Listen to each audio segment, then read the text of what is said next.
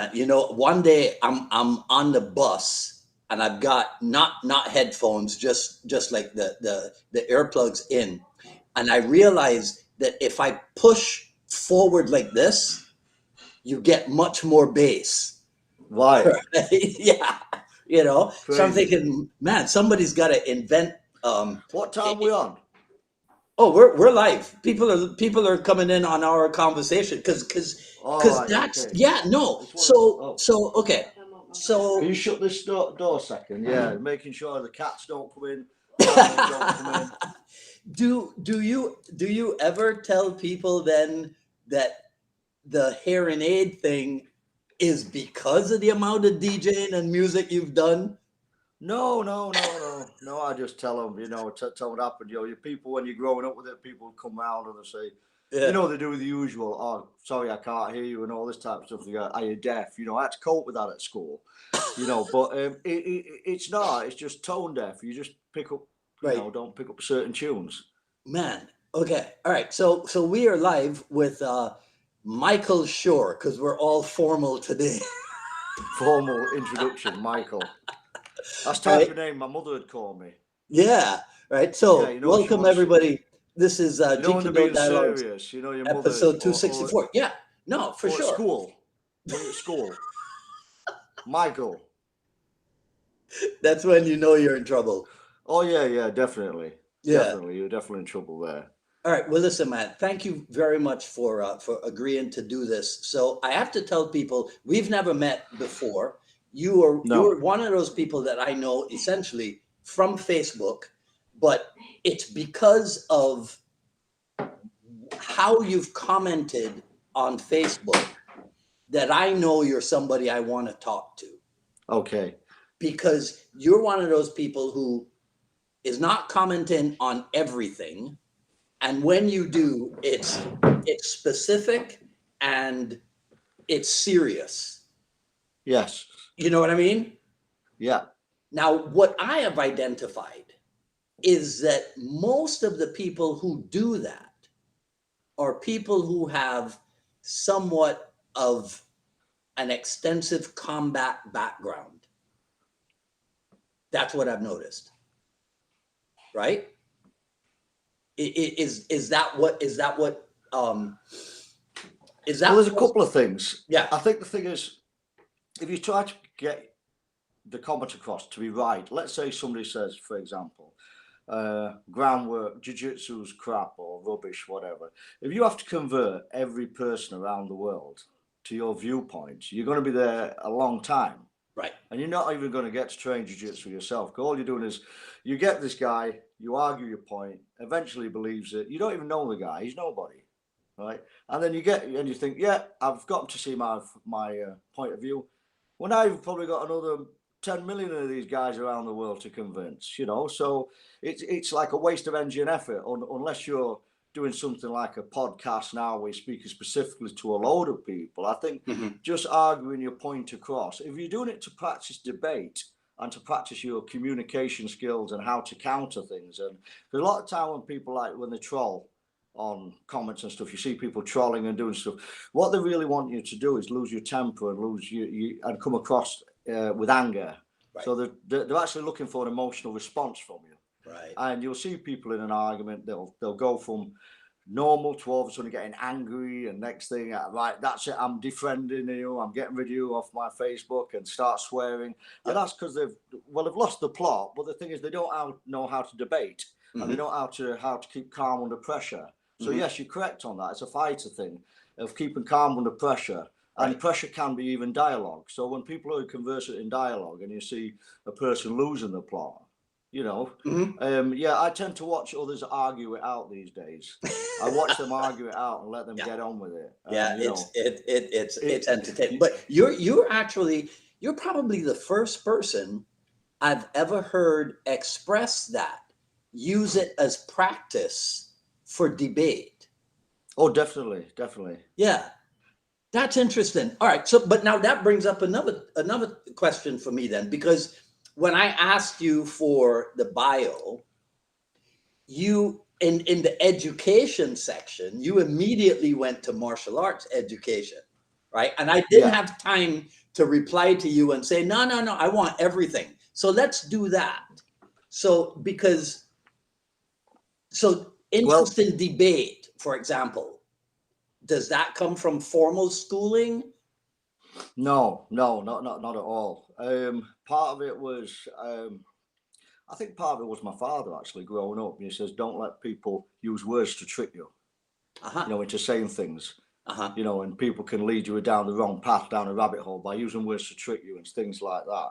Okay. And later on, I think it was probably my study in Sayot Cali, studying logical order of thought and thinking processes and analytical thinking, abstract thinking with Pamana on Chris Sayok, doing lots of that as a teacher over the years. You learn, to read what people are saying and not to answer and be quiet when you should be quiet, not to lose your emotions, not rise to the occasion.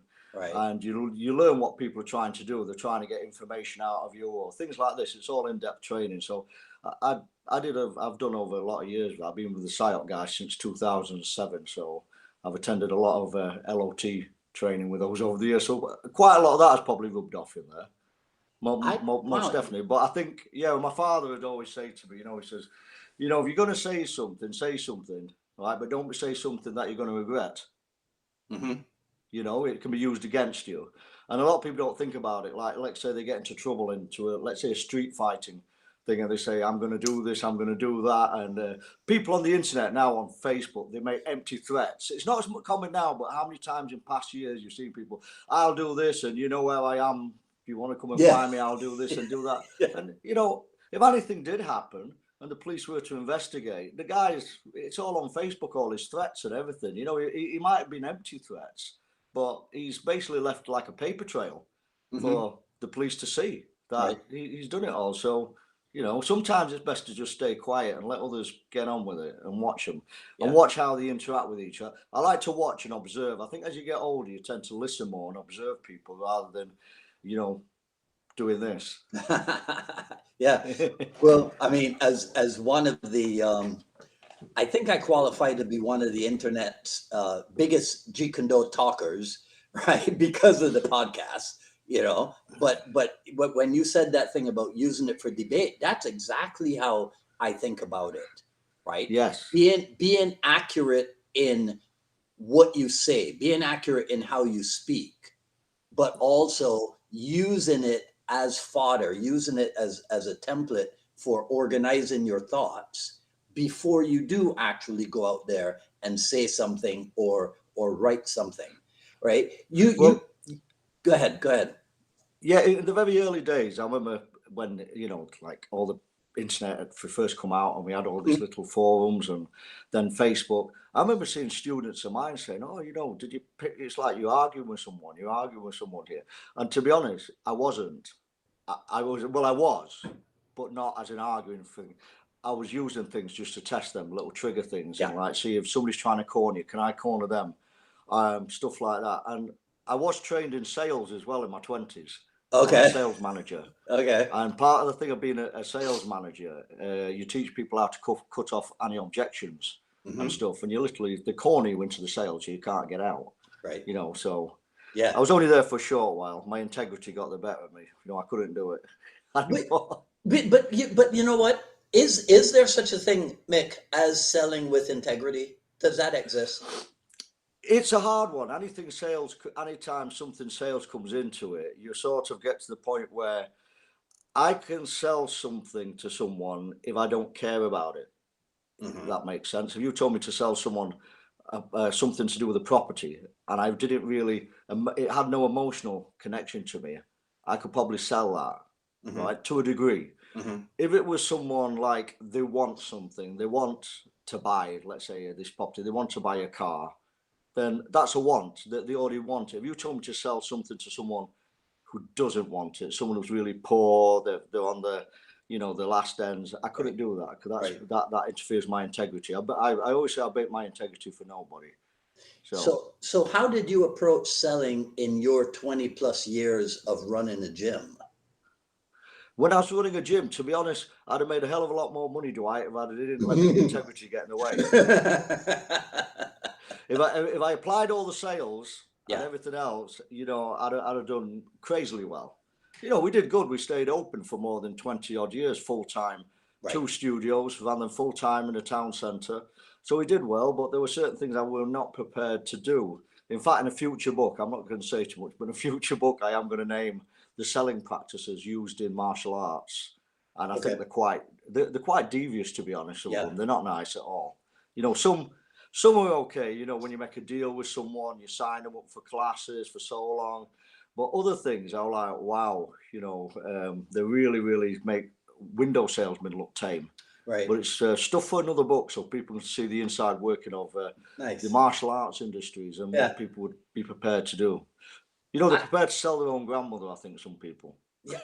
I always used the little bit of sales skill that I had when it was necessary to encourage people, because sometimes people will come to you and in their hearts they want to do it, but the mind keeps getting in the way, Of course. you know? So then you do have to use, for lack of a different expression, sales techniques just to Yeah. bring their confidence level up. You know what I mean?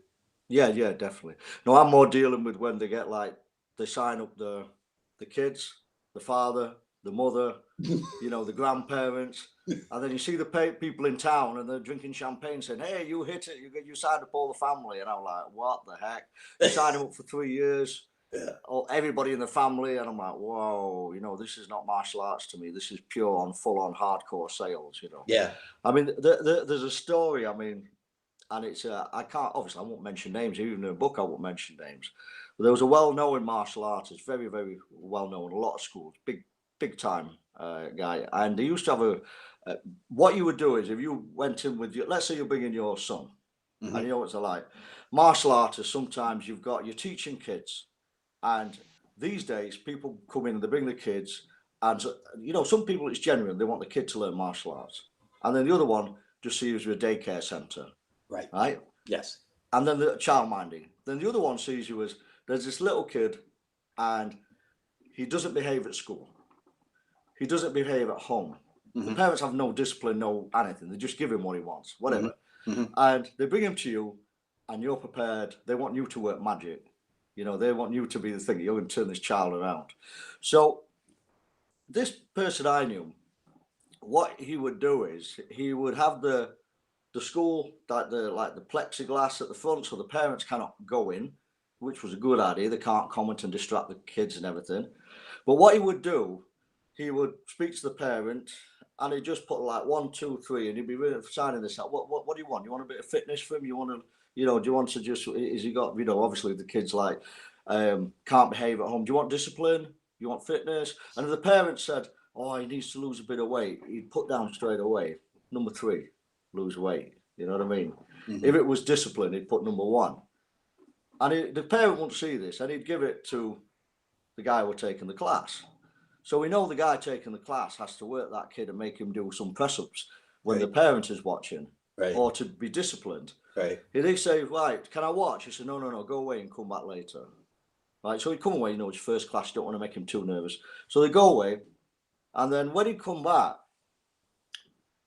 there'd be one of the school owners, actually one of the school owners who used to do this, and he'd be watching, and you know he wouldn't have his suit, he wouldn't have his martial arts suit on or nothing like this. He just talked to the parent watching, and obviously they do it in such a way where the kids would be running around, and they play a game, and they say, look, we'll play a game if you do 1, 2, kick, Kia, 1, 2, Kia, or whatever. Mhm. Then reward with a game. So by the time the parent come back, this kid was like well trained. Right. You know, he was trained because he was getting a game. Yeah. And they'd come back, and then as soon as they come back, the guy would say to him, you know, he'd be watching the class, and he'd say, "Is that your child over there?" True, it's true, Dwight. It's pretty Is that slick. your kid over there? Yeah. I say, yeah. He says, wow, he's a natural, isn't man? I tell you, he's proper natural. That kid is a natural. And the next thing, that have it time, the guy like, really? You think so? He goes, oh yeah, man, I recognise talent. I've been training years and everything, and this guy's a talent.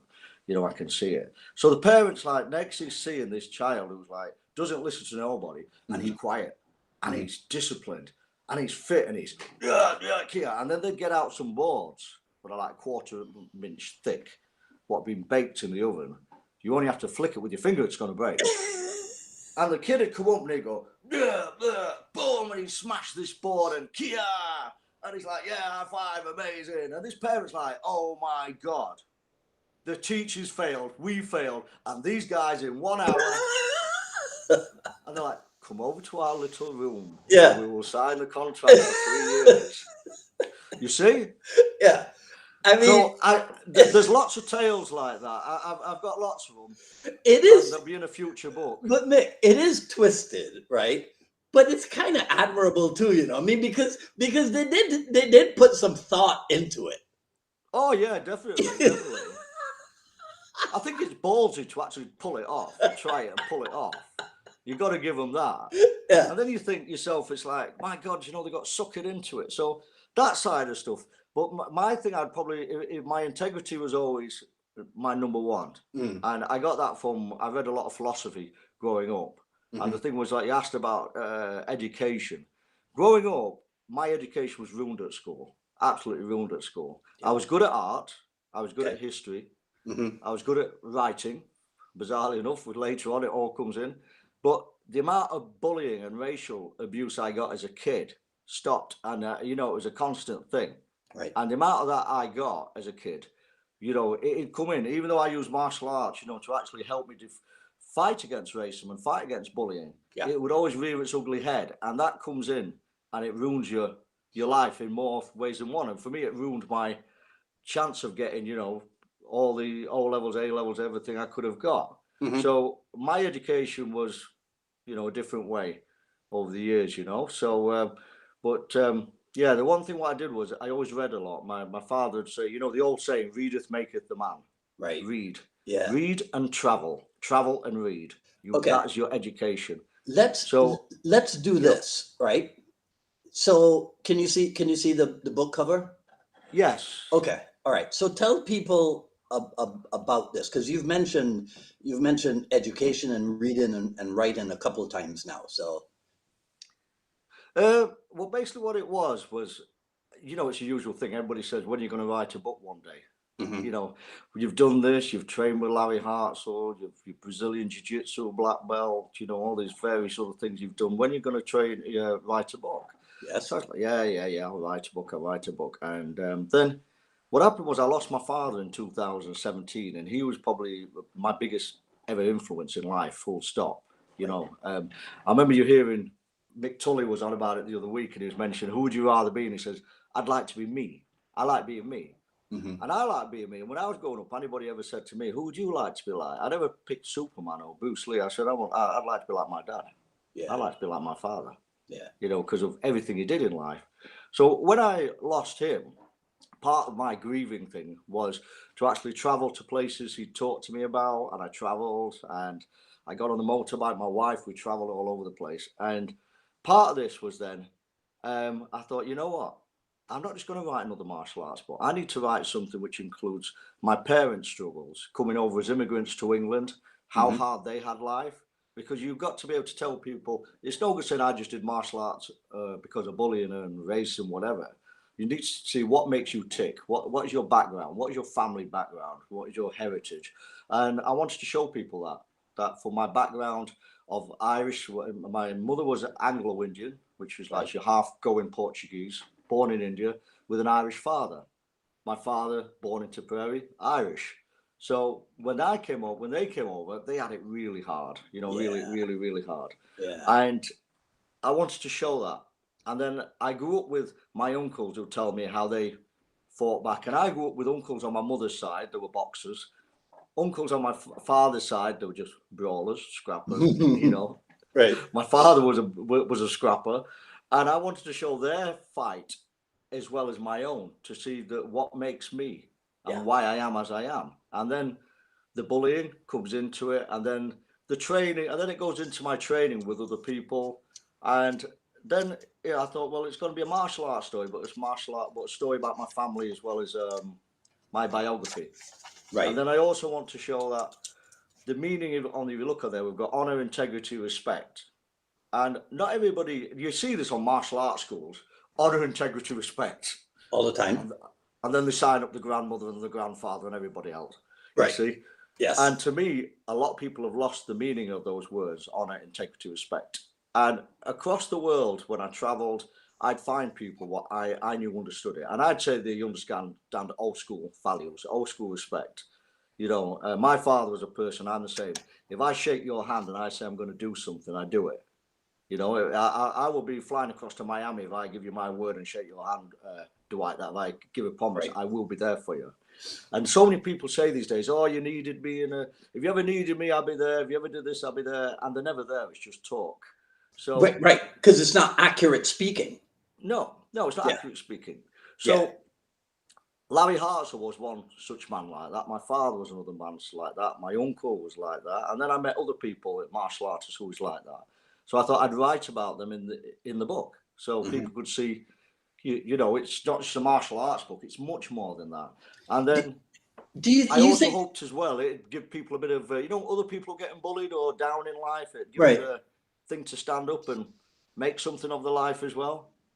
Do we need pure martial art books? No, I think there's too many people done too many. There's too many out there. Right. There's people probably do pure martial arts books a lot better than I do.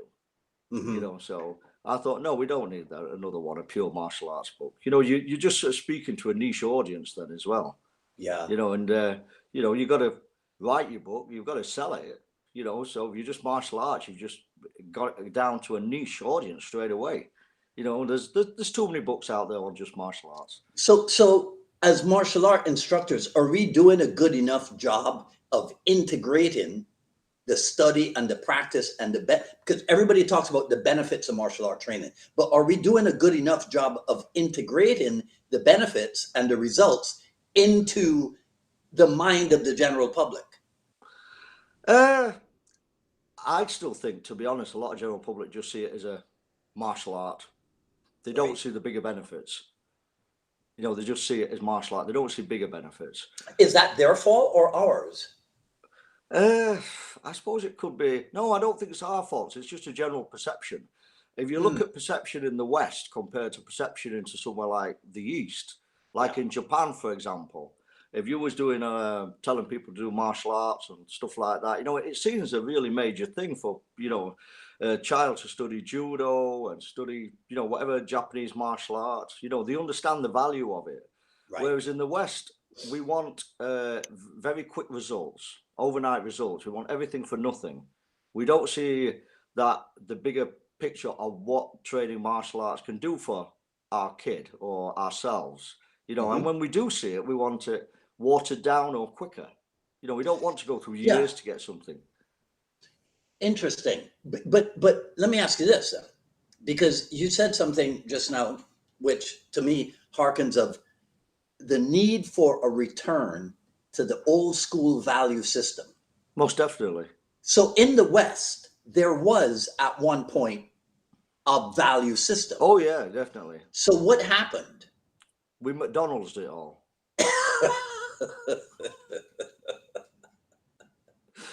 we McDonald's a lot. Yeah.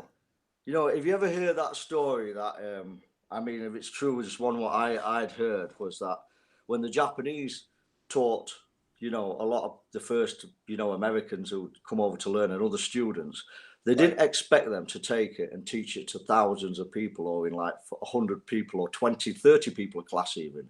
It was a small thing and they didn't know what they'd do with it, but obviously we call them McDojos. I'm sure you have that term over there, McDojo. Yeah, so they didn't expect it to, be marketed and sold to the West as it was. So I think the Eastern mentality, I mean, from what I've seen in Southeast Asia, the mentality from my travels over there is a lot different to the mentality in the West. They start like, you go to Thailand and the kids start Thai boxing from about 6 years old to look after the parents, to bring money home to them.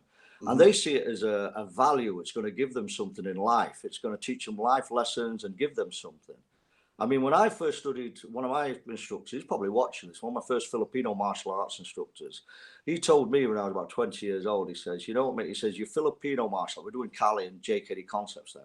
He says, you could lose your girlfriend, your wife, you could use your job, you could use everything in life. Your martial arts is always you. It's in here. Yeah. And that is going to give you spirit to fight and get back up again. You Yeah. lose your wife, you get up, you get another one. You lose your job, you get up, you get another one. Listen, excuse every time that I look down. I'm actually making notes while you say stuff, because I mean, so that everybody knows. From time to time, if I'm getting somebody on the Jeet Kune dialogues with me, I'll send them a little 6-point thing, just so we have something that I might use. Well, Mick Shore wrote me the best, right? The best condensed biography that I have ever gotten in 4 years of doing this. And I have not used any of it yet. Brilliant. Right? Because because it's like, to me, it's a Jeet Kune thing. I have your condensed biography. So I have that theoretical material, but I want this interaction between the two of us to be based on what is happening now. Of course. You know what I mean? So that this is the real combat. That's the theoretical combat. Does that make sense? Yeah. Right? Okay. So when you were talking about sales and integrity and what have you, let me ask you this. Is Jeet Kune naturally easy to sell compared and contrasted with traditional martial arts? You know what? I think, because I've been there and done it, obviously, with the centres, and I've been down the thing where you put. I remember when I first opened a centre, and you thought if you had Bruce Lee on a flyer, right? Right. And I put Bruce Lee on a flyer, people are going to come to your school. I'm teaching Jeet Kune. Yes. And then there was people, even other martial arts instructors, saying, well, everybody could say that, you're teaching Jeet Kune, because they didn't believe it. Right? Because I've been a small northern mining, what was a mining town years ago. It's a fairly small town. It's a lot bigger now. But, he's teaching Bruce Lee's martial art. Nah, no, he's lying. Can't be teaching Bruce Lee's martial art. So we had that one, which I didn't expect. And then I think the thing as well, you get a lot of martial artists, we decide to say, you know what, I remember thinking, when I opened a martial arts school, I was very influenced at the time by Gu Dan and Gu Kas Magda. And I thought, if I open, me and a friend said, we're going to open the Academy of Southeast Asian Martial Arts, and we're like, and then we think about it, right? If you open that in Doncaster, right, they would think it was open a restaurant. I swear. Yeah. They think it was opening a restaurant. You went anything to Asia in Doncaster, they think it's an Indian restaurant or a Chinese restaurant. They wouldn't have a clue if you went Southeast Asian. No idea. And then you say, right, I'm going to list over there. Because I saw a school in Spain I thought was amazing. And I did the same in my school, and it didn't work. And it was, I put, we're teaching Penchak Silat, Kali, Arnis, Eskrima, blah, blah, blah, blah, blah. And it was just, to the average Joe, it's gobbledygook. Yeah. They don't know what you were saying. Interesting. Yeah, they just think they know punching, kicking, kickboxing. Yeah. If they're a martial arts person these days, a bit more MMA, Brazilian Jiu-Jitsu. But I'll tell you, even over the years, I had people phone me up and say, I don't want to do that Brazilian stuff. I want to do that Gracie stuff. I don't want to do that. They'll be talking about the same art, but telling me they don't want to do one or the other. I'll be like, what the heck, And you would have to. That's the bit where the sales comes in. Like you say, it's not proper selling. It's just giving people advice. Yeah. You know what I mean? Giving them advice, and what you're on about is this. I mean, yourself. If somebody comes in and they say, and they don't know what they want to do, and you give them this list.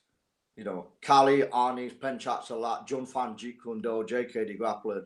They're like, which one? So you just say at the end, you get, right, you want a little bit of self-defense, a bit of fitness. Right. 9 out of 10 will say yes. That's it. Yeah. Correct. They'll say yes. So you have to guide them to what you think will suit them. Sometimes, you know what I mean? So you guide them to that. But then you get your serious martial artists come in, and I found they did look for stuff. So what I found was, if I was doing like the serious Jun Fan JKD stuff, and I've always said this, is that I could teach the Kali, I could teach the boxing.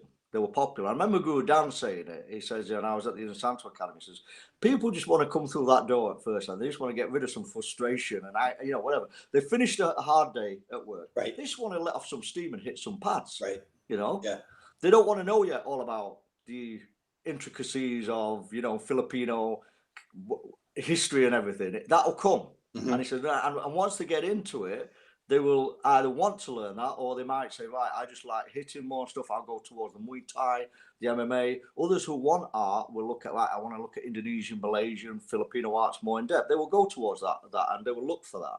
But initially advertising for that is a big mistake. I think unless you're in a massive city with I'd say if you was in America, it'd be different. You've got a Filipino population over there or Indonesian population in that area, you could probably be fine. But where we were, Right. But I wanted to ask you this also though, because when you talk about all the racism stuff when you were growing up.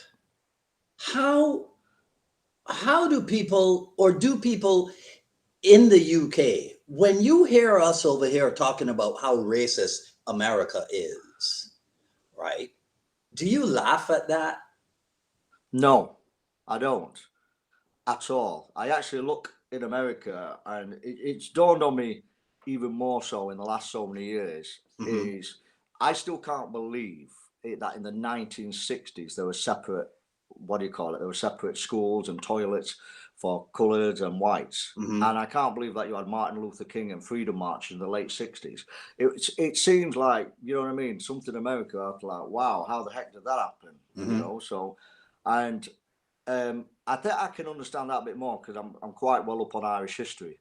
So there was sectarianism in Northern Ireland where kids in school went to separate Catholic schools and separate Protestant schools, and they were treated different.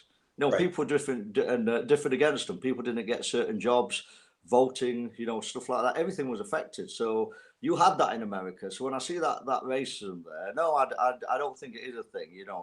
I think it's probably a pretty real thing. Okay. Yeah, it just seems to me that that England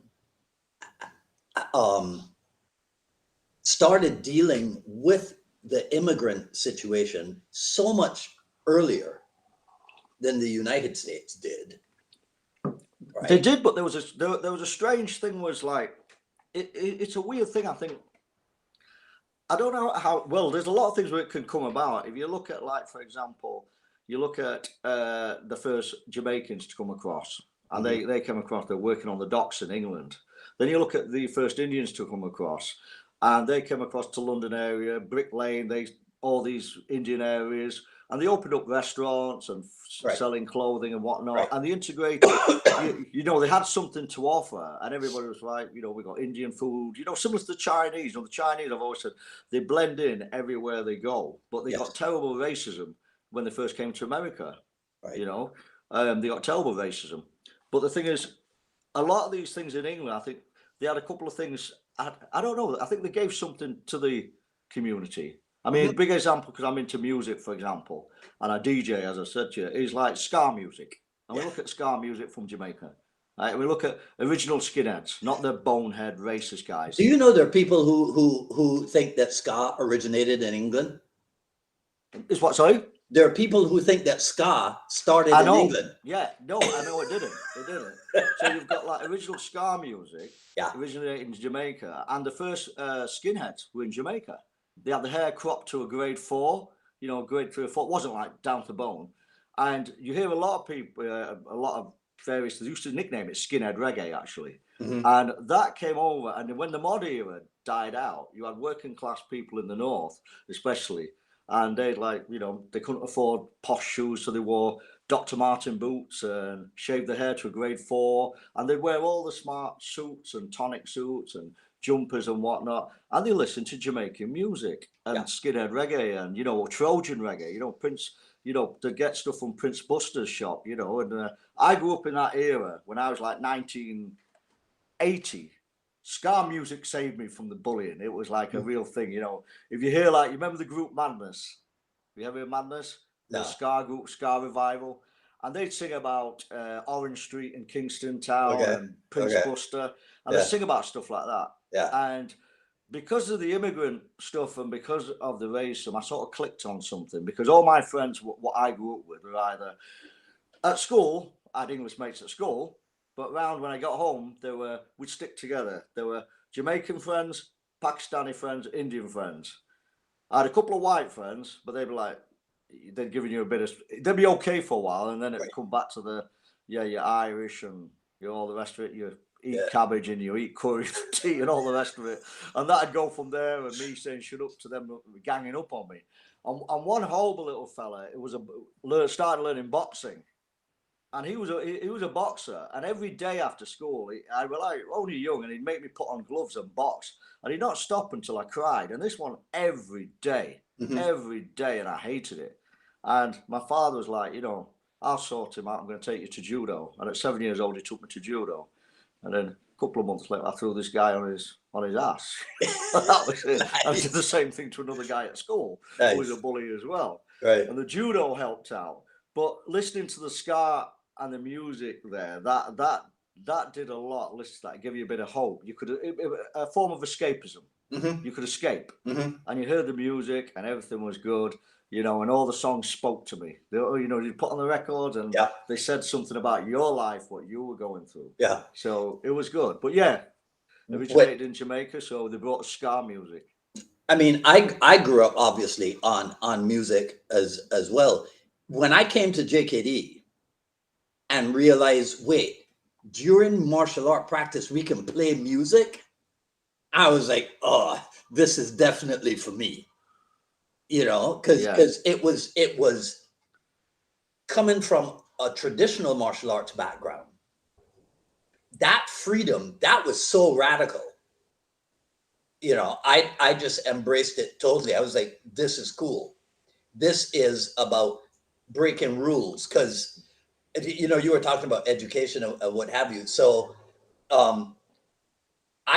it's quite possible that in the history of Harrison College in Barbados, I was the first person to get promoted to lower 6 with only 4 O levels. Right? I think you were supposed to get like at least 6 or 7. I got 4 O levels, and I was the first person to get promoted to lower 6, and then and that was it. So when you talked about education and what have you, I was thinking about that, because, like, can you answer this question? Who was your favorite teacher, or who was the most influential teacher that you had? Yeah, I think it was a chemistry teacher. I can't answer that. I don't have one. Yeah, it was a chemistry teacher, because as a chemistry teacher, I was on the front desk. So he was on the front desk. I was on the desk in front with another guy, and he was always interested in my martial arts. Yeah, and my father would be coming in and saying he'd be getting better grades at chemistry, but all I can hear is him kicking and punching the walls upstairs, and he's not, studying enough. So the teacher would be telling me, you need to train and you need to do stuff. But the problem was, like I said, you're going into school and you're trying to study, and you've got guys come up and throw, a few horrible guys over there, you know what I mean? Different when you meet them after school, and they're all like, oh, they all want to be your friend. But when they find years later you can box. Boxing is a great art to get people off yours. Well, once I found out I started boxing, a lot of that goes by the wayside. No people want, you see the old school bullies, and they don't want to know. But the thing was, at school, it affected me, but I'd be there telling my chemistry teacher, and he'd be saying, what do you do? And I tell him, I keep dishing my fingers, I do this and whatever. For my dad, I actually did punch not a hole in the wall, but I did kick a whole floorboard through when he wasn't happy about that. Yeah. Well, yeah, I used to wreck the desk at school and what have you.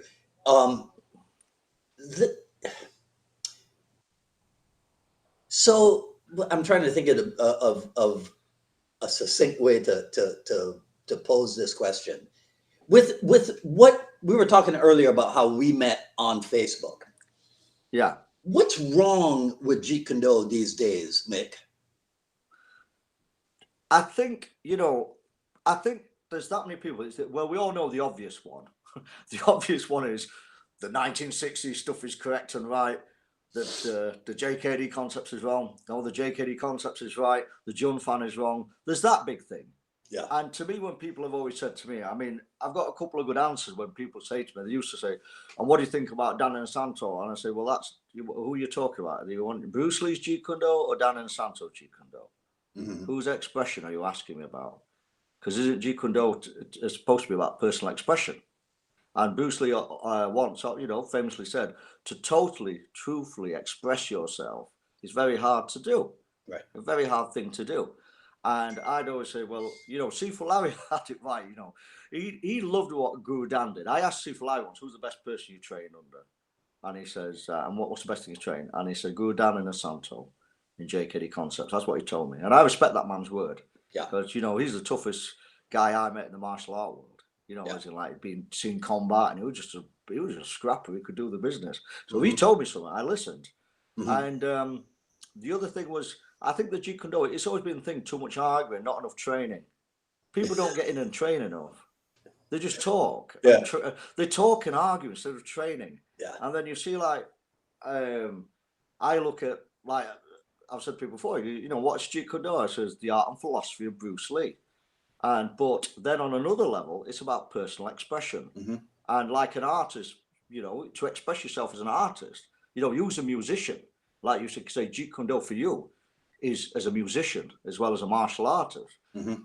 You're all the time learning to totally express and finding ways to express yourself. I find I can express myself through art, music, martial arts, cooking.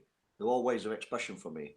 Right. And one way, this will make you laugh, this one actually, I don't know why it missed me for years, is one type of music I'd never listened to properly for years until I got, even like 5 years ago, was jazz music. Yeah. Really? I listened to jazz, don't get me wrong, it was like modern jazz, like Jamiroquai and stuff like that type of thing.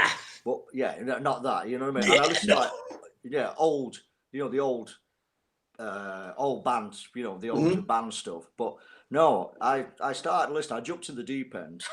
I don't know, I just liked it. It was John Coltrane. Yeah. And I started listening to John Coltrane all the time. Yeah. And when I heard his improvisation, it absolutely floored me. Yeah. Because I remember, I thought to myself, you know what? I remember there's someone telling me about when you're doing, like, example, you're doing, let's say you're doing some stick work and you're moving around a person, you're doing some carenza. And somebody said to me once, the stick talks. The stick talks. You're talking with the stick. Right. You're showing something what you can do. Right. You're moving at a different rhythm and tempo. Right. You're doing in different beats. Yeah. It's the same in some of the Silat. In the Malaysian Silat I studied. You move around, your hand movements, a guy's saying, I'll elbow you, and he'll do it to a different tempo, and I'll hit you, and then you'll say, no, you won't. I'll throw this and cut your groin off and throw it away, all the rest of it. Mm-hmm. But you're doing it at different tempos. And then it hit me. That's what the improvisation, what John Coltrane is doing. Yes. And I remember at the time, they hated him. At the time, I remember he was playing with, what's he call it again? He was in Paris, and he played with, I forgot the trumpeter. Oh, it's gone from my head. The famous trumpeter. And everybody booed him off the stage in Paris. Was it Coltrane and Miles Davis? That's it, Miles Davis. Yeah. And he got booed off stage, and he wouldn't stop. Right. He was like a Bruce Lee. He was finding his own way. He was standing against the crowd, And that's another thing I thought, this guy stands for what he believes in. He's not bothered about what anybody thinks. Yeah. This is what he believes in, and he knows where it's going. And, I fell in love with jazz. And I've been to a few jazz clubs ever since. I dragged my wife along, and it's good. I wrote, I took an article once that was written by a New Orleans trumpeter named Nicholas Payton. And he wrote an article about himself, jazz, and the influence on him by Miles Davis. I took the article and I changed Miles Davis to Bruce Lee. I changed jazz to JKD, and I changed Nicholas Payton to Dan Inosanto. Ah, yeah. All right. Yeah. I know what you've done there. Yeah. And then I put it on Facebook. I put a quote on Facebook, and I asked the question: at what time period do you think Dan Inosanto might have said this about Bruce Lee and Jeet Kune Do? and everybody's answering. Yeah. We're saying it was a complete brilliant. Right? And I completely made it up The other because thing, I'll tell you what I'd add as well to the thing on the difficult with Jeet Kune is not only is, to me, I find sometimes you've got what Bruce Lee did himself, the art, and then a lot of the time I think even his philosophy sometimes contradicts his own personal art. How do you mean?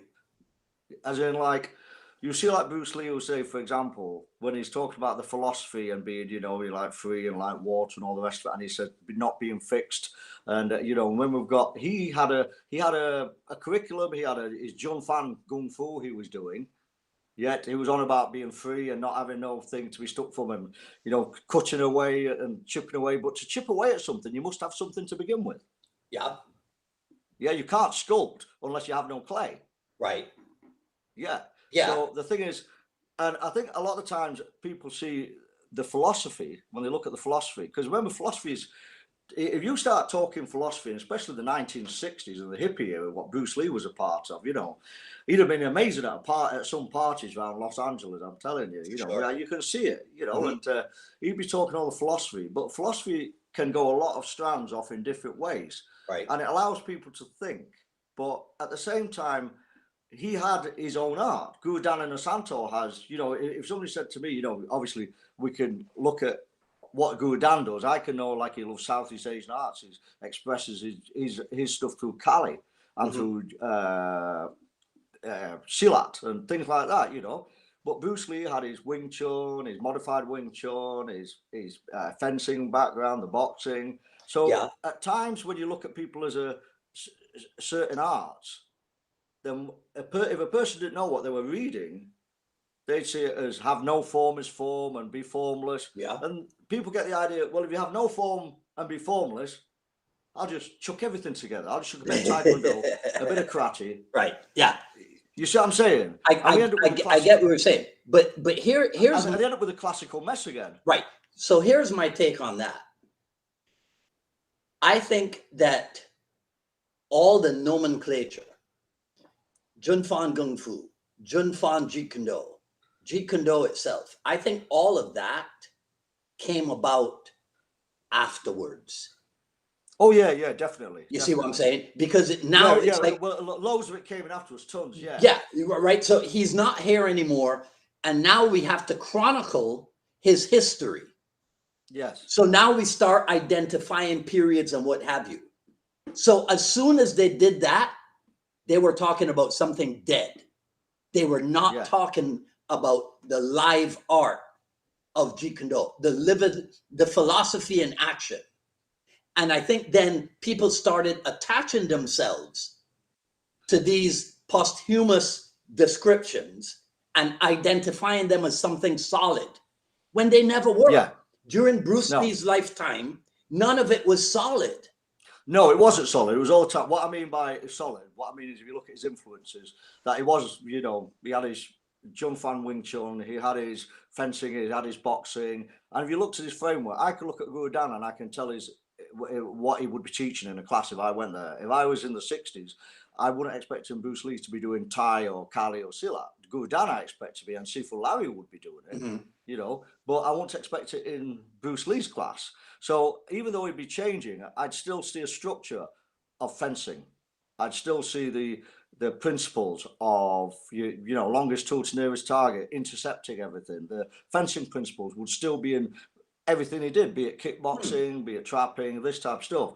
But if you read the philosophy, then he's opening up an art. But again, I think this is probably the reason he closed his schools. Because at the same time, he didn't want people to be like him and do it must have been terrible at the time. You probably got people doing all the hi-ya and all the rest of it. And, there must have been, coming in and I want to be like Bruce Lee and exactly like him. So, he didn't want people. He wanted to find their own self, their own self-expression, find themselves and use what he was showing them, just as he said, the boat to get across a base. I always looked at it as when people say to me, what do you do? I said, do Jeet Kune. I said, what do you do? I do Jun Fan Jeet Kune as Larry Hartsell told me. I show them Jeet Kune concepts as Larry Hartsell told me. And Larry would say, you know what? When people say to him, Mick, which you like, JKD or John Fan? He said both.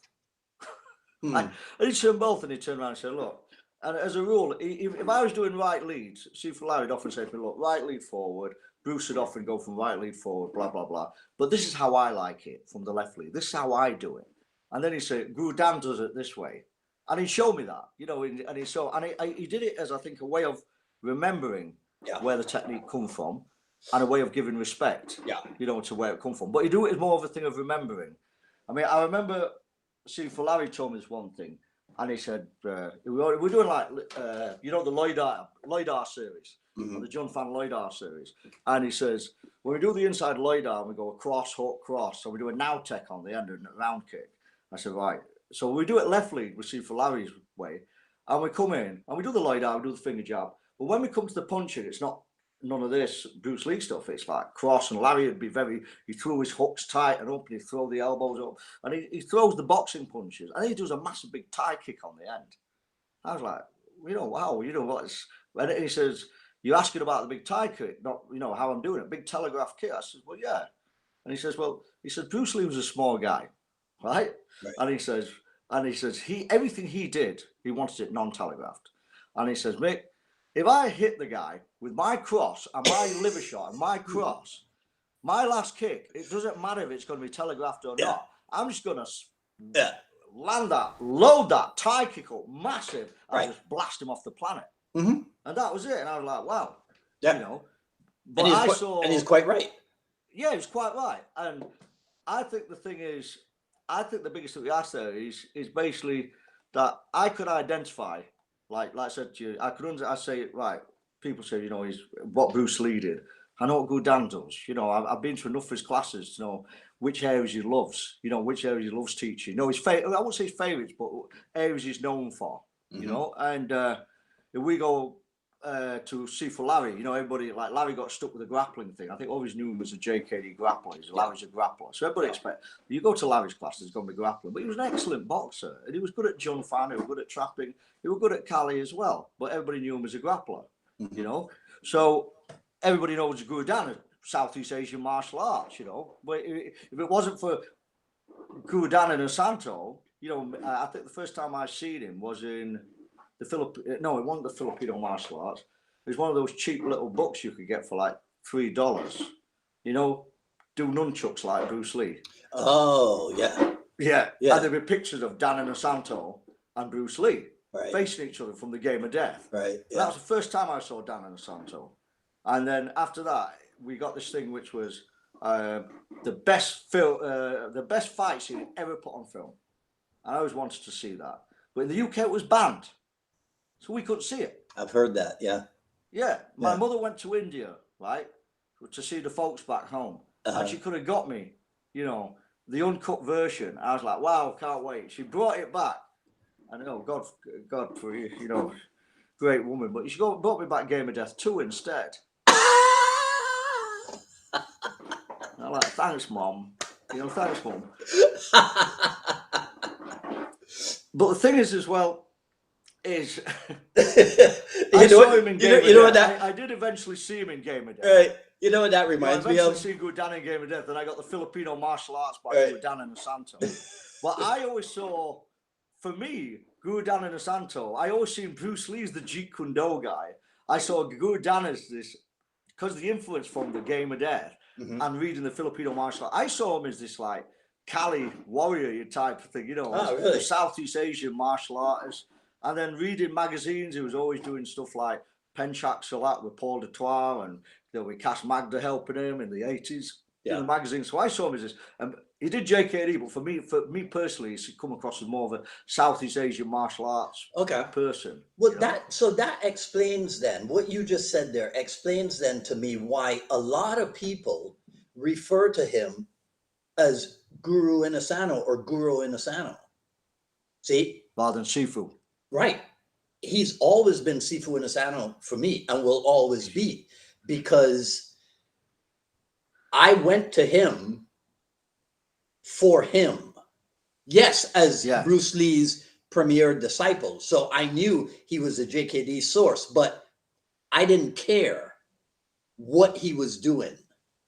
You know, I knew that this was this was the living source of Jeet Kune for me, right? And I didn't have this inflated idea about about what he should be doing. Like What he should be doing, I'm supposed to tell him what he should be doing. The way some people on Facebook think it's their position to tell Dan Inosanto what he should be doing. Yeah. You know? Yeah, it's that. Yeah, that's wrong. Yeah. To be honest, when I first met Guru Dan, I remember in the UK people were telling me, "Oh, this, that about Guru Dan." And to be honest, when I met him, I honest to God, I still say it now. All the people who actually were having a go or trying to pull him down or whatever, they could not even tie his shoelaces. Right. And that's the truth of it. Oh, yeah. They could not tie that man's shoelaces. Yeah. You know, what he knows about, I think to me, he's the most, as a historian, I don't think I've met a man like him. Mm-hmm. He's in like the history. He can just go into a story about Filipino history, as you know yourself, about his father was involved in what was his father was involved in? What's the name of it again? His dad was like the secretary of like the Filipino Workers Association. I'm making up the terms or something, but something like that. He was in workers' unions, in unions and all this, and getting rights for the workers, Filipino workers, all this type of stuff. Yeah. So Guru Dan could go into that, and I remember once we were there, and I went over, and I used to have this great plan in place, by the way. It used to work all the year. Is that all the Inosanto instructors used to have the Inosanto camp in October? Mm-hmm. Yeah. Well, I used to come over when you guys had finished, right? Because all the other instructors would be still there teaching, but the classes would only be like 4 people or 5 people because everybody had gone home that week. Right. So I used to go into classes and get like, semi-private tuition with 3 or 4 people. You know what I mean? Yeah. Just 2 or 3 other guys. They say, "Oh, you came the other week. You come the other week, Mick. Oh, we're full of all these guys who are packed out." I said, "Why do I want to come when it's packed out? I'm not silly, when I come when it's half empty, where everybody's resting." Because they're all tired. Everybody was tired. Yeah. So anyway, I'd go to Guru Dan's Thursday morning classes without fail. I'd go to all of his classes, but I'd train with Sifu Larry, and then I'd go to Guru Dan's classes. Mm-hmm. And I'd go to Jiu-Jitsu, whatever in the area. And I go along to Guru Dan's class, and I've had this thing where only one time I thought I know more than Guru Dan on this subject. Yeah, I know the shame of it. But anyway, I was 30 years old, so you got to forgive me. 25 years ago. Yeah. A bit young and dumb. So anyway, right, we're going over some martial arts, and what it is a guy had traded some gatka with me. You're not supposed to, as a Sikh guy. And he come over, and I showed him some Kali, and he showed me a bit of gatka. And in those days, you never showed gatka outside of Sikh community. Right. So, we've got quite a big Asian community in the UK. So I knew a lot of Asians. So Guru Dan's talking about Asian martial arts, blah, blah, blah, blah, blah. And then in the class, I say to him, "Oh, by the way, is the martial art you're talking about?" Me, I know more, because I come from where we've got lots of Asians. He's Gatka, and blah, blah, blah. And he says, "Actually, Mick, it's not Gatka, blah, blah, blah." He says, "There's actually 7 different subsections of arts and Asian arts." And then everybody goes away, and I says, "Can I carry your bag?" And he goes, "Oh, no, Mick, he never let me carry bags."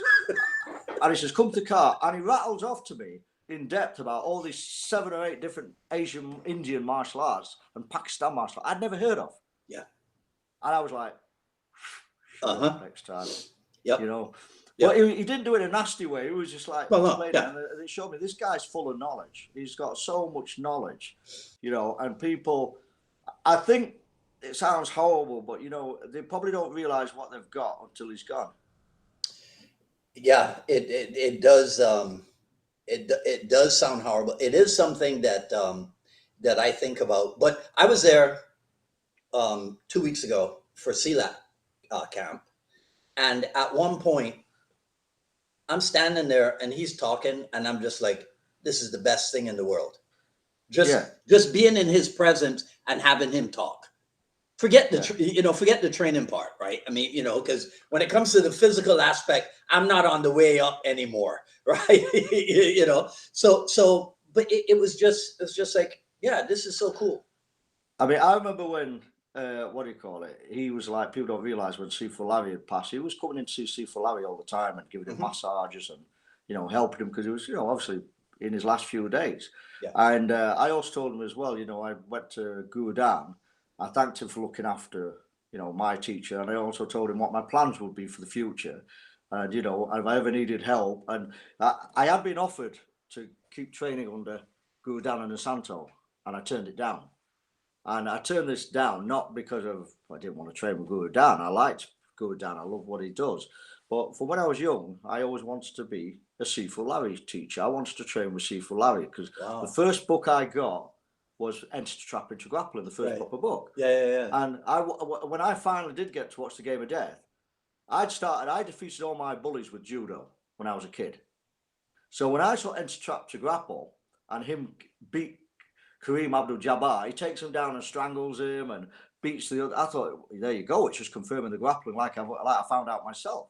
So then Larry Hartsell pops along and he's trapped to grapple, and that made sense to me. Right. So I was always from the start. So if I'm ever going to be a JKD guy, I want to be under Larry. And then after being close to Larry for so long, it didn't only become because Larry was not only an instructor, become a friend, because he was into his music as well. And we used to chat about music. He loved all various stuff, from the 70s, 60s. Really? And we'd sit and we'd sit and play music, and he'd have a certain tape and we'd play music and stuff. So we talk about music and other things. I remember Deborah Hartsell, and she'll remember this one if she'll watch them. And Larry, they were going to take me to the Whiskey A Go-Go bar where the Doors had played. And I was on about the Doors. We were talking about the Doors. He says, "Yeah, I'll take that." My wife was like, "Don't you dare go to Whiskey A Go-Go bar without me." The legendary music venue. But I got on with him. I talked to him about all other stuff. Yeah. So when I lost him, it was hard. It wasn't a case of do I want to train with another guy. I couldn't in a way, if that makes sense. And I thought I want to keep the work going, what Seafood Larry was doing. Right. And I know other people have gone from Seafood Larry to Guru Dan and train, but I thought if I do, I know what I'm doing in his memory. Other bits are going to creep in just by accident. Bits of Guru Dan's teaching will creep in, and I want to keep alive. I wanted to see Seafood Larry get the proper recognition he deserved after he died, which I believed he was such a quiet person. I don't think he ever got the proper full recognition he deserved, his contribution to grappling. Yeah. So after he passed, I thought, you know what, I'm going to keep up his research. There you go. I'm going to look into the grappling. Yeah. I plunged headfirst into Brazilian Jiu-Jitsu, jumped into the SIOC, and everything's history. Yeah. And I'm teaching courses and seminars in Ireland and whatnot. Right. And for my friend who passed, I'm an instructor. And tell me about, so two things, right? What is the correct pronunciation of the Thai weapons art? Is it Krabi Krabrong? Kabri Kabrong? What is it? When I go to Thailand, they say Krabi Kabong. Krabi Kabong. That's Right. it. That's it. Not Krabi. It depends, I think, to be honest, it depends where you are in the country. Yeah. How they pronounce it. It's like going to America and someone saying, how do you say something? And if you go if you go to the Florida, they're going to speak different to someone in LA. Well, yeah, because if you go to Yorkshire, where I speak Yorkshire, you go down south to where Mick Tully is, they speak different. Right. And I think people just get picked up on that because I've heard it referred to Krabi Kabong, Krabi Kabong, Krabi Kabong. Yeah. The style I study is I don't do the what do you call it? What's the one they do in the Santo? The one they study. What's the name of it? Ajahn Samai. Was it Budai Sawan or something? Yeah, I don't do the Budai Sawan. Okay. I found some niche styles. I always look for find these niche people in the middle of nowhere. Right. And I found a master down in the middle of nowhere in Phuket, and he was doing a style called Putong. So I wanted to study that, and he was doing Muay Chaya, and Muay Chaya is like nearly died out in '86. Yeah. And it's a pre-Muay Thai. So I sought this guy out, and I trained with him, and then I had a little problem with the Thai, and I chatted to another guy there, and he says, "Yeah, I do similar. I do Putong, but I also do Jiao Ram style." I went, "Oh, I never heard." So I got talking to him, and next thing he became my teacher because he's from London. And I've been training Krabi Kabong with him ever since. Wow. I'm going out to Thailand to train the Putong as well when I get the chance. Well, see, I knew that you would be the right person to ask because I have another pronunciation question for you. What is the correct pronunciation of Irish stick fighting? Shillelagh or what is it? Well, it's not. It's a batter. It's a batter. It's a stick. It's a batter. Right. But Yeah, so what? So what is that art? What is that stick fighting art?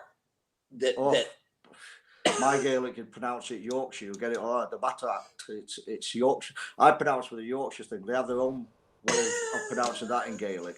There's most words in Gaelic here. right, Remember, I was born in Yorkshire. I live in Ireland now. My father would speak. Mick Tully would be better on that one because Mick Tully spoke Gaelic. right, My father would speak Gaelic. I know little bits of Gaelic. yeah, You know, I know like hello, Connor Satatu. I know, yeah. bye, slan. I know all the Hey, swear words, of course. that And, that that Mick Tully guy, right? He'll never yeah, watch this, so we can talk about him. He's wicked smart, isn't he? he is wicked smart. He's wicked smart, man. I Oh, had smart so wicked. yeah.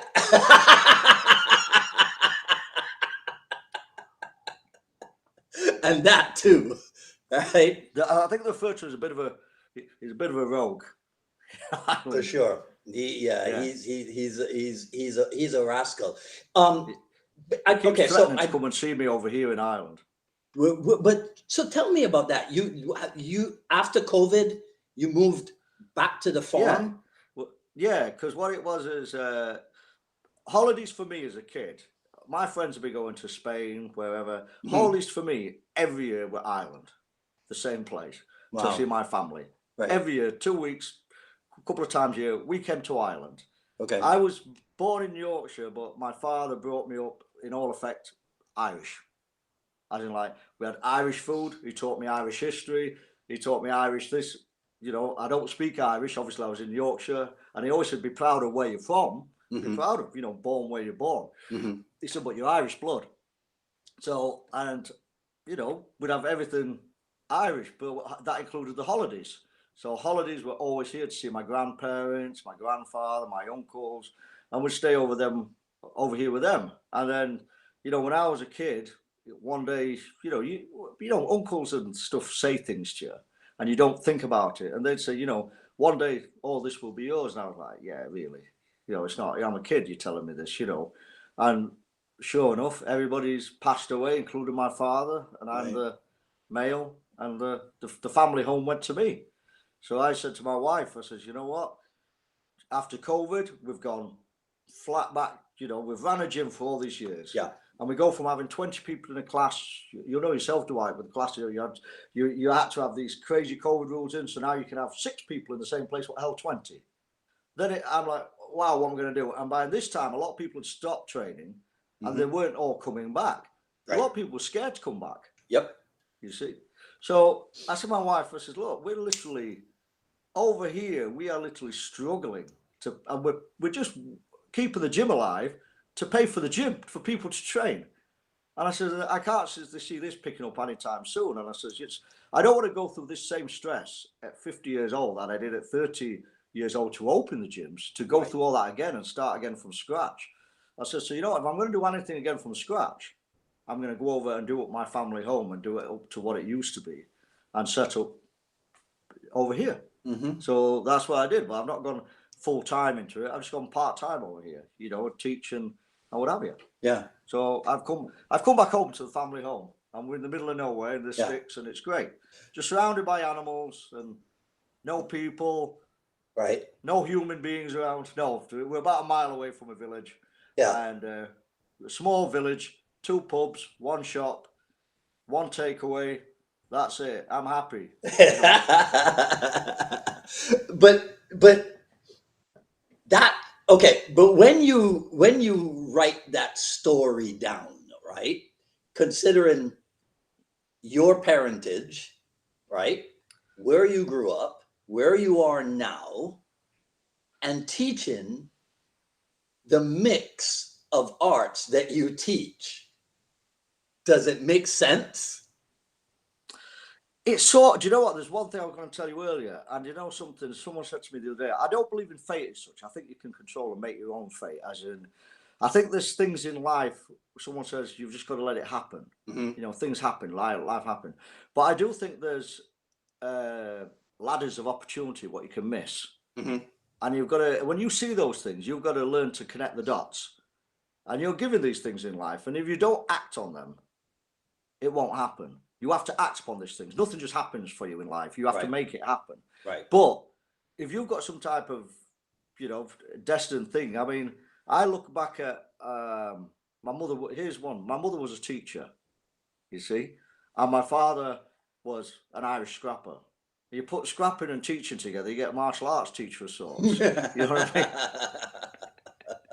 Right, no, my dad was he could fight, but he was what do you call it? I always looked up to him because he was like in mining rescue and also stopping mining fires, stuff like that. He was very, very advanced in mining. He was one of the youngest deputies. You know, I remember seeing, I wrote it in the book actually. I did write in the book because my father wanted to get out of a situation, and when he was younger, at 15, he bought a few pigs, mated the pigs, got enough money to get his boat fare to England, came over to England, started working in Birmingham, find out it was pretty anti-Irish at that time. He worked in a few places, and he went up north, and in north it was mining places, and he was similar to the villagers here, small communities, and he got on great. And then he was one of the youngest deputies, about 24, he was a deputy, so, and then he came to Ireland working in mining again, and he got pleurisy. And while he got pleurisy, it was a big thing in those days, he decided, you know what? He says, I can stay here and I'm going to die, or I can do something about it. And this is a true story. I put it in the book, right? He couldn't make this up. He says, there was a guy in the bed next to him, and a priest came in and came to my dad's bed and gave the last rites. And my dad was like, he was like not even a 30-year-old man, he was about 28 years old. He was like, oh my God, And next thing, the priest was like, oh, I'm sorry, it's the guy next to you. And he gave the last rites. And the next morning, that guy died. So my dad was like, stuff this. And he checked himself out of the hospital. Yeah. And next thing, he was on a plane over to Turkey, working over there in charge of jobs. And the pleurisy healed with the warm weather, And he looked at place there and he went up really high. So I looked at how things happened to him. And I went, let me look at connections in my life. Right. And I looked at him. Well, the bullying is one. The mother was a teacher, so I could teach. But the other thing was, I think, yes, it's in my book at the start, right in the start. But this is really bizarre, this. Is the first introduction I got to martial arts, right? I'm going to blame two things. Wrestling and James Bond, right? And you see James Bond, the man with the golden gun, right? And you've got the guys doing Krabi Kabong in there. You don't see it in any other film hardly, even today. And these guys are doing Krabi Kabong, then James Bond is doing karate. And they're there. And I was like watching this. And then my other introduction, right, you'll laugh when I tell you this one, right, was my mother playing Kung Fu fighting on the stereo. You remember that? Carl Douglas, yeah. Everybody was Kung Fu fighting. Yeah, that's 1975, I think. And the stuff, and chopping away. Yeah. And then my father, it all connects. Right. I'm watching this, and then my father used to take me to wrestling. Like the old, we have wrestling in the UK, it was like a bit different to what you have, but similar to WWF stuff. Mm-hmm. And everybody loved that stuff back then. It was a big thing. So, the catch can wrestling used to come from only 50 miles from where I live where I used to live in the UK. So mm-hmm. There's a lot of the old school wrestling. Right. But my dad would take me to see wrestling every Saturday, and I went because it felt grown up and it felt great. Yeah. And afterwards, he'd take me to the market. He introduced me to eating mussels, cockles, shellfish, and I'd eat them if I liked it or not, because I was like my dad did it, so I feel, big guy, and feel like a man, like my dad. Mm. So he'd take me there. Now here's the crazy bit. One of the wrestlers, the favorite wrestler I'd seen was a kung fu guy, and he used to do the splits on the rope and he used to do backflips. Right? Swear to God, I was like 5-6 years old, and this guy's name was Sammy Lee. Right? Sammy Lee is also known as Tiger Mask. Also, you're known as Satoru Sayama. No way. Instructor of Yorinaga Nakamura. Holy crap. Yeah. Now, see, how crazy is that? This is I'm watching Satoru Sayama doing this, right? And then years later, I'm training out in the States at Yuri's class, learning the same stuff I watched in the ring as a kid. This is what I'm saying. This is what I'm saying. So that's a crazy connection. It's not. You could never dream this up and write it as a movie script. No. it doesn't make any sense, right? But this is the thing. This is the thing. This is what we have in our JKD family, right? These stories, because we're all connected through a number of individuals. We all have these diverse backgrounds, but there's this commonality. There's this thing that brings us together, and to me, it's glorious to hear from everybody else how they got to the point that they got to and what they think about things and what have you. When I was at CELAC camp, I connected with probably 7 people who will be future dialogue partners. Yeah. You know what I mean? I say it all the time. We are one of the biggest but most unorganized martial art families in the world. Oh, most definitely. Right. Right. And I'm gonna do my little part to put everybody's stories out there, in a 60-minute video format, because that's better than nothing. Definitely. I'll tell you what, here's one for you. Can you imagine asking the JKD fraternity that they needed to change the wheel on a car? If you put that on, can you imagine the debate? Yeah. You put the nuts on first. No, you don't. You do this first. Which comes first or after? Right. Yeah. And that's the big thing in JKD. What you asked me earlier, the problems is I just seen it like Sifu Larry had seen it. I said, look, I love the Jung Fan, what Bruce Lee did. I love the concepts of what Dan does. It's all Jeet Kune. Mm-hmm. I love what Sifu Larry does. It's all Jeet Kune. Mm-hmm. It's all their own way of doing it, And I think life is too short to get hung up on, either concepts, Jung Fan, or not liking jiu-jitsu or liking jiu-jitsu. Just get in there and train. Life is too short. If you spend all that time talking, you'll never get to train. Yeah, life is too short to get hung up on, well, what is a car? What is a wheel? Yeah. Yeah. What is a wheel? Yeah, exactly. Yeah. You've got it. So that's a big thing, I think. We could, as a group, work together a lot better. I think definitely as probably a family, JKD. And the thing is, a lot of us now, and it's like, you look like, well, if you look at the old school, the 80s generation, the 70s generation, I'm 55, so we're not getting any younger. We've got guys who are dying off, or guys, there's lots of things what could come our way. There's illness, just end of your life, accidents, lots of things. And that information is gone. All those stories are gone. Well, and I think if we did share stuff together more, it'd be beneficial to everybody. Right. Yeah. All those stories. Yeah. Because there's that much bickering and not enough time sharing those stories. And like I said, we're only here for what's the thing? We're not here. We're not here for a long time. We're here for a good time. Mm-hmm. We're getting so stressed. I think that's important to remember, right? Here for a good time. Yeah. At CELAC camp, Sifu Dan went around the room, and I ended up being the person with the most seniority there, 40 years with him, and he didn't that 2 weeks ago, but on other occasions, he's made fun of me. He said, I remember when you used to be the youngest person in the group. Oh God, it's terrible, isn't it? I had that in SIOC, and everybody was saying, put your hand up, who's trained over 10 years, who's over 20 years. And it got to the end, I was like, who's over 40? And somebody said, what does that? One of the guys says, because the funny guys, if you never knew Pamana 2 on site, he was such a funny guy. He was serious, great martial artist. But I'll tell you what, he could absolutely have you crying with laughter with the stuff he come out with, jokes and stuff.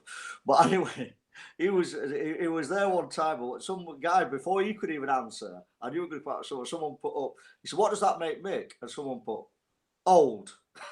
And they said it, just like that. When the younger guy said it, old. Oh God, yeah. Yeah. He's old and yeah. There you go. You're getting older, but older, knowledge, wiser. That's the thing, right? Wiser. That's it.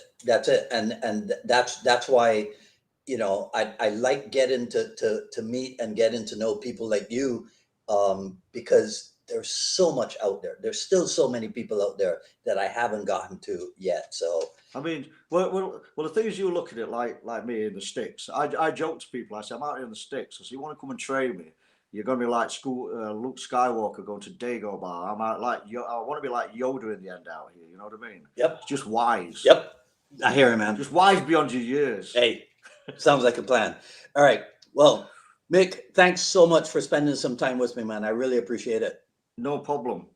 All right. And No problem. and we won't mention that other Mick, that scallywag. We'll leave him alone. No, that's Scallywag. Like I said, he's supposed to come and visit me here. He says we'll come and have a few Guinness together. Yeah. I've not seen him yet. I'm Yeah. going to get hold of him. I'm sure he'll come over in future. All right. So, All right, he's my training friend. hard. He's running his own school and stuff now over there. So, Mhm. and, Yeah. it's not easy running a school, as we know. He's in Birmingham, so it's not easy. It takes up all your time. You Yep. know. Yep.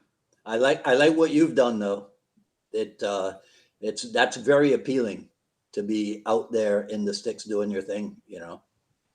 Like I said, you've got to turn into a Yoda sometime. Yeah. You want to do like me? Set a place up in Barbados or somewhere. You imagine like that? Just chill out. You want to hear Chill out, something? Find a place like that. I actually have it. I have a pending discussion with a client of mine on Monday. We're probably going to, because he was just in Barbados 2 weeks ago. And he looks at me and he goes, "Why are you in Miami?" I go, "What do you mean?" He goes, "There's so much opportunity for you in Barbados." Oh, it's a great place. That's what he said that to me Yeah. yesterday. Yeah. Yesterday, I was he watching said that. something the other week, and it's like, I mean, for my wife, she'll kill. She's not here. It's her 50th birthday at the end of the year. So I'm going out to Jamaica with her. We're going out to Jamaica. And I'm doing a bit of research for my next book. There's Nice. some research going out there for a Nice. book not to do with martial arts, but a bit of research going off it while I'm there. And also, obviously, to celebrate with her as well. Right. And of course, I'll go to the record shops and go into Kingston. Yep. And I'm going to go off the beaten track. I love going off the beaten track in countries. Don't go where the tourists go. Go where they don't go. Oh, for sure. And I found some Rastafari people to meet over there because I've been learning more about. I'm vegetarian mainly these days. Mhm. So they do the Ital cooking. Mhm. It's like just no added, just all organic, everything Yeah. growing, no everything natural. So I thought, right, while I'm there, I'll meet these people, have a chat with them, get some cooking tips. Get Why some not? idle Not just cooking, about yeah. martial arts, it's about Yeah. learning all. But even that place, people said when I went to Thailand, people last time, this year, I went to Thailand and Laos, and people were in both countries. Oh, why do you come over here? Why do you come over here, set up a school? You teach jiu-jitsu, teach, all the Kali and all this. Right. And I said to them, look, it's great, but why do I want to do that again? Why do I want to put myself through that stress? I put myself through that stress for so many years. I loved teaching, but I never saw my wife, never saw my kids. I was just at the gym all the time. Right. I said, now I see my wife. Maybe she sees me too much. I see my wife, I see my dogs, I see my animals. I'm appreciating things I couldn't see from running. It's like, when Bruce Lee, when he said, don't concentrate on the finger, you miss all the heavenly glory. Yeah. Mm-hmm. And I think sometimes in martial arts, we can be so focused on just martial arts, Yeah. and before we know it, life is gone and we've not seen everything else. Right. And as martial artists, we've got all this wisdom and creativity, and we just apply it to martial arts. And you look like Bruce Lee, he didn't just apply it to martial arts, he applied it to philosophy, he applied it to life. Mm-hmm. I decided to write a book. I've got another couple of books inside me. Good. Why just be a martial artist? Be an author. Like yourself, you're a musician. You do a podcast. Yeah. Yeah. Oh, so one last thing. In your visits to the Innisano Academy, have you played with any of the drummers there? I was there when Buddy Guy was playing. Buddy Guy was playing. I never went on the drums. I think I had a tap of them. That's about it. Oh, okay. Don't get me on these, please. Well, you know what they need? Right. You know what they need alongside the drummers? They need a good DJ. That's what they need. Yeah, DJ. I can DJ. We should play some ska. Yeah, we should set that up. That would be classic. Music. The only thing I tapped at the Innisano Academy, right, was when I first ever time went there, and Sifu Larry had said to me, we got in, and it was all hours at night, and he said, there you go, here's a beer, and I was like, can't believe it, in America, loving it, and he says, Are you getting up in the morning? And I was jet lagged. I was like, yeah, what time? And he says, 5 a.m. I was like, oh my God, that's like less than 5 hours. And he says, I'll get you up. 5:30, he comes along, big mug of coffee. I give you an extra half hour lie-in, Mick. We got to go in for the caretaker opening up. Right? He proper got me this. We go there. Guess who the caretaker was? Guru and Asanto. Yeah. Right? There's just me, Guru Dan, and Sifu Larry. Nice. But remember, this is a guy whose first time he's ever been there. So I'm like a kid in a sweet shop. Oh yeah. So I'm looking around the place. Oh my God, look at this. And look at this. Bruce Lee's original bag, Bruce Lee's original dummy. So Guru Dan's talking Sifu Larry. So I'm like a little child in a sweet shop now being naughty. So I went over. I did have a tap. I started tapping on the dummy. Okay. You know? And all of a sudden I saw this sign on the floor that had fallen off. Do not touch the dummy. And as I turned, I could see Sifu Larry and Guru Dan look at me knowingly, like, you know, like that's a naughty child. And I was like, you know, when you've done it and you're sort of like, oh, put your hands away. Yeah. I never touched the drums, but I tapped the drum and got caught. Oh man, yeah. All right, my friend. Thank you so much again. I really enjoyed this. Really enjoyed this. All right, you take care. Take care. All right. Oh man.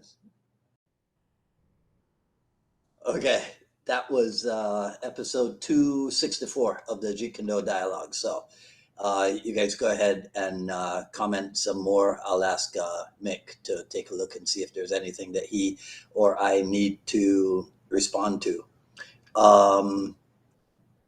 It's looking like next Friday we'll do open panel discussion. I'll let you guys know about that during the week. For now, consider supporting the show at the Jeet Kune Dialogues YouTube channel. Click on the join link, and that's where you'll see all the different memberships that are available to you. You can also support the JKD Rebel at jkdrebel.com. Click on the Rebel Gear link, and that's where you'll see stuff like this. The JKD Notables coffee mug, also available in garment form. And at paypal.me/UnifiedMA Miami, paypal.me/UnifiedMA Miami, the Jeet Kune Journey Volume 1 raw but edited version is available.